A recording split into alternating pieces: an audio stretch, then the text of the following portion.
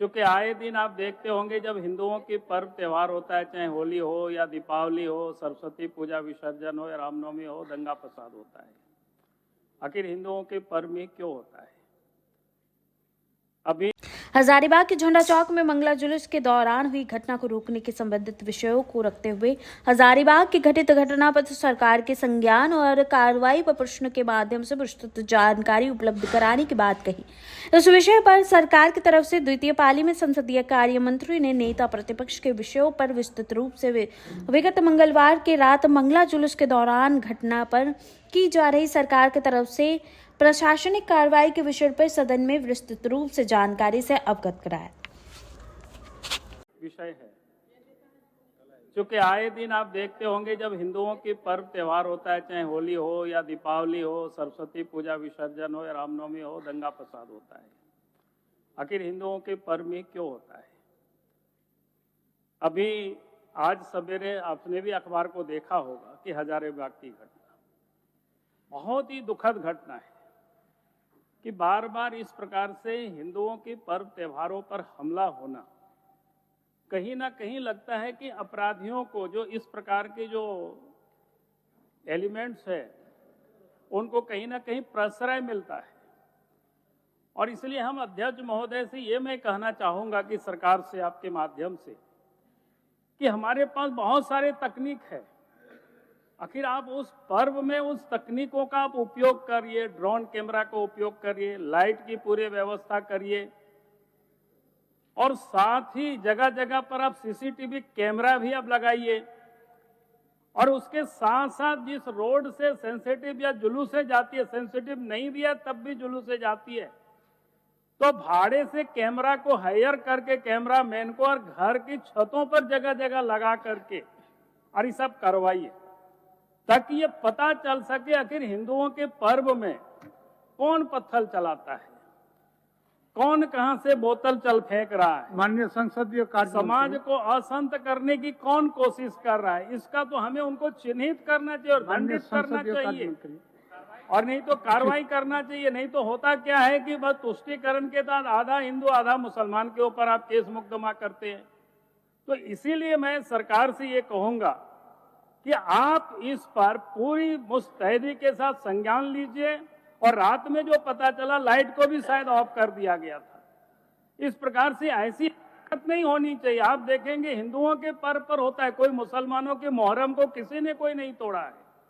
आपने देखा होंगे ईद की नमाज में भी किसी ने कोई हमला नहीं करता है। आखिर हिंदुओं के पर्व पर ही यह हमला क्यों होता है? सरकार को इस पर संज्ञान लेनी चाहिए। हम यही आपके माध्यम से सरकार से हम निवेदन कर रहे हैं। ठीक, माननीय संसदीय कार्य मंत्री। जैसा कि मैंने कहा था, नेता माननीय प्रतिपक्ष श्री बाबूलाल मरांडी जी ने इस विषय को रखा था और आसन से जो निर्देश प्राप्त हुआ था कि जो घटना हुई है उसके संदर्भ में विस्तृत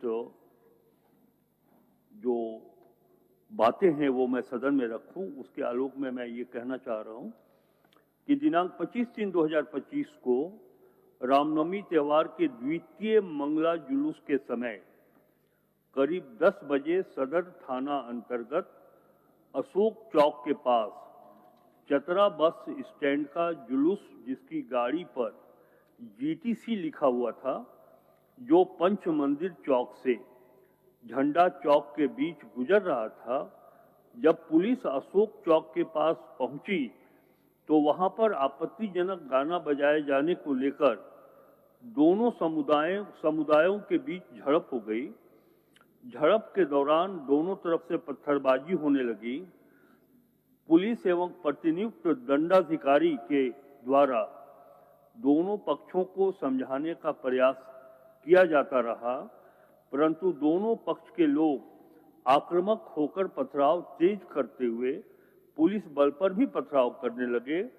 कई चेतावनियों के बाद भी उपद्रवी नहीं रुके तो पुलिस बल के तरफ से जानमाल एवं सरकारी तथा प्राइवेट संपत्ति की सुरक्षा हेतु आत्मरक्षार्थ तथा भीड़ को नियंत्रित करने हेतु 2 चक्र हवाई फायरिंग कर स्थिति को नियंत्रित किया गया।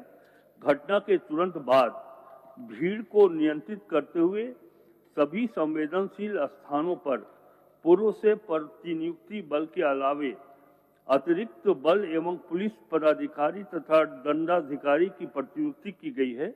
सभी संवेदनशील क्षेत्र एवं मार्गों पर सघन गश्ती की जा रही है। इस संदर्भ में अशोक चौक पर प्रतिनियुक्त दंडाधिकारी के बयान पर सदर थाना कांड संख्या 89/25 दिनांक 25/3/2025 के द्वारा दोनों समुदायों के तरफ से 5-5 व्यक्तियों के विरुद्ध नामजद तथा दोनों समुदायों के विरुद्ध 200 व्यक्तियों के विरुद्ध कांड दर्ज किया गया है। वर्तमान में स्थिति शांतिपूर्ण एवं नियंत्रण में है।